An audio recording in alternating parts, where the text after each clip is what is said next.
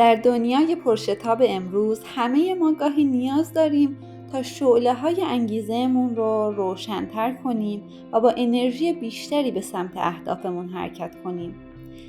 چه وقتی در ابتدای راه باشیم، چه در میانه مسیر. اما انگیزه چیزی نیست که همیشه به آسونی به دست بیاد. گاهی باید به دنبال اون بگردیم و گاهی باید اون رو درون خودمون پیدا کنیم.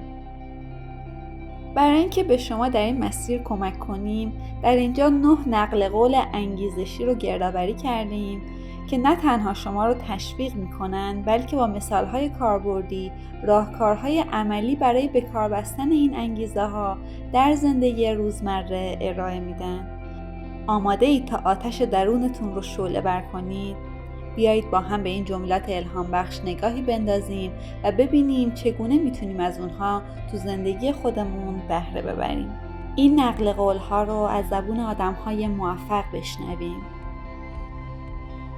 جمله اول، آدام گرانت میگه وقتی احساس میکنید که بهره ور نیستید، لزوما به این دلیل نیست که تنبل هستید یا عادات بد دارید، بلکه به این دلیله که روی پروژه های مناسبی کار نمی کنید.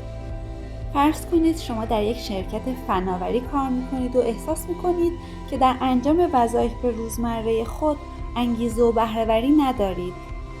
اگر شما به طراحی علاقه دارید ولی بیشتر وقت خود را در مدیریت داده ها میگذرانید، ممکن است علت این عدم بهره‌وری این باشد که کار شما و علایقتان همخوانی ندارد. یک دانشجوی پزشکی که درس تئوری را دوست ندارد اما در انجام کارهای عملی و بالینی بسیار موفق است، ممکن است در کلاس‌های تئوری بهره‌ور نباشد، چون پروژه‌هایی که انجام می‌دهد مطابق با علاقه‌های او نیست. جمله دوم، جک لندن میگه منتظر الهام نباشید، با یک چوب دنبال آن بروید و حتی اگر به آن نرسید، چیزی که به طرز شگفت آوری شبیه آن است را به دست خواهید آورد.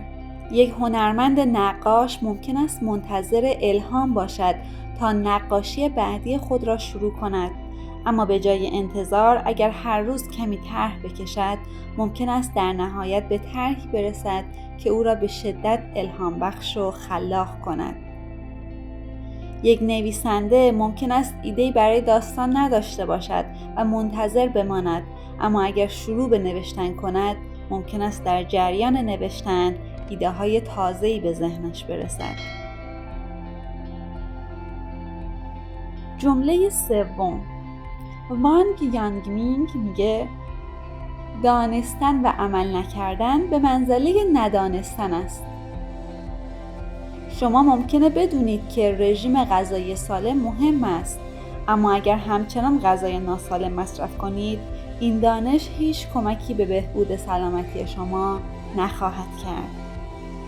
اگر میدانید که یادگیری یک زبان جدید میتواند فرصتهای شغلی بهتری برای شما فراهم کند، اما هرگز وقت برای یادگیری آن نمیگذارید، این دانش برای شما بیفایده است. جمله چهارم، آماندا گورمن میگه هرچه بیشتر بتوانیم خود واقعیمان را با امید به لحظه بیاوریم، آن لحظه بیشتر برای ما حضور خواهد داشت.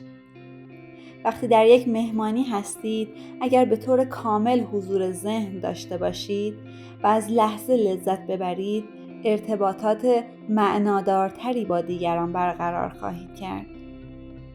یا اگه در طول یک جلسه کاری تمام توجه خود را به صحبت‌های همکاران معطوف کنید، نه تنها شما را به عنوان یک همکار ارزشمند می‌بینند، بلکه نتایج بهتری نیز به دست خواهد آمد.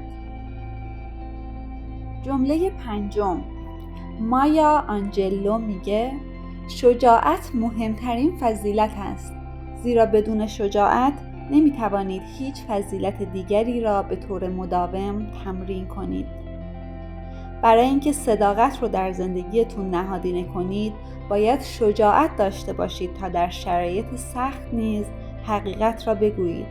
مثلا در مواقعی که حقیقت ممکن است به ضرر شما تمام شود.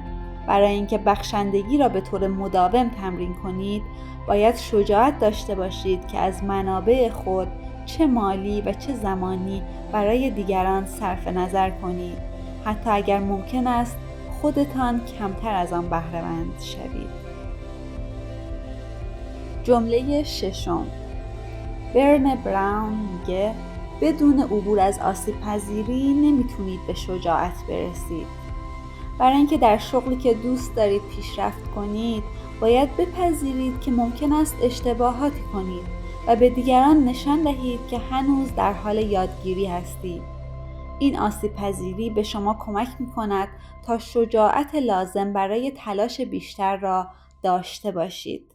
وقتی به یک نفر نزدیک می‌شوید و به او می‌گویید که به او علاقه دارید، در واقع خود را در معرض آسیب پذیری قرار می‌دهید. اما همین امر باعث می‌شود که در نهایت شجاعت لازم برای پیگیری روابط عاطفی را به دست آورید. جمله هفتم، جوزف کمپبل میگه هر اتفاقی که بیفتد بگویید این همان چیزی است که من نیاز دارم. اگر در زندگی با چالشی مانند از دست دادن شغل روبرو شدید، به جای احساس ناامیدی به اون به عنوان فرصتی برای کشف مسیر جدید شغلی نگاه کنید. وقتی در زندگی با یه بیماری مواجه میشوید، به جای نگرانی و ناامیدی می توانید آن را به عنوان فرصتی برای بهبود سبک زندگی خود ببینید. جمله هشتم، جیمز بولدوین میگه فکر میکنم مردم باید کاری را که میخواهند انجام دهند. برای چه چیز دیگری زنده هستند؟ اگر شما به موسیقی علاقه دارید اما در یک شغل دفتری کار میکنید که هیچ علاقه‌ای به اون ندارید، شاید بهتر باشد که به دنبال فرصتی برای کار در زمینه موسیقی باشید، حتی اگر این به معنای شروع از پایین‌ترین موقعیت‌ها باشد. اگر شما عاشق مسافرت هستید و در یک شغل ثابت و محدود کار میکنید، می توانید به دنبال شغلی باشید که به شما امکان مسافرت بیشتر را بدهد، مثل کار در یک شرکت گردشگری. جمله نهم، تونی موریسون میگه اشتیاق هرگز کافی نیست، مهارت هم همینطور، اما تلاش کنید.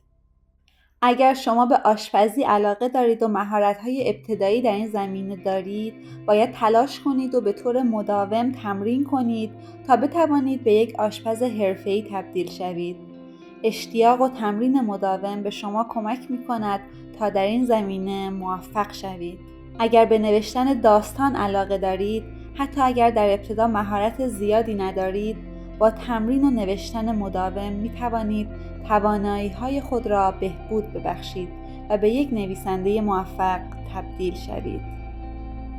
این 9 جمله انگیزشی نشان می‌دهند که نیروی درونی ما برای پیشرفت و موفقیت در دسترس است، اما گاهی به یک جرقه نیاز داریم تا آن را فعال کنیم.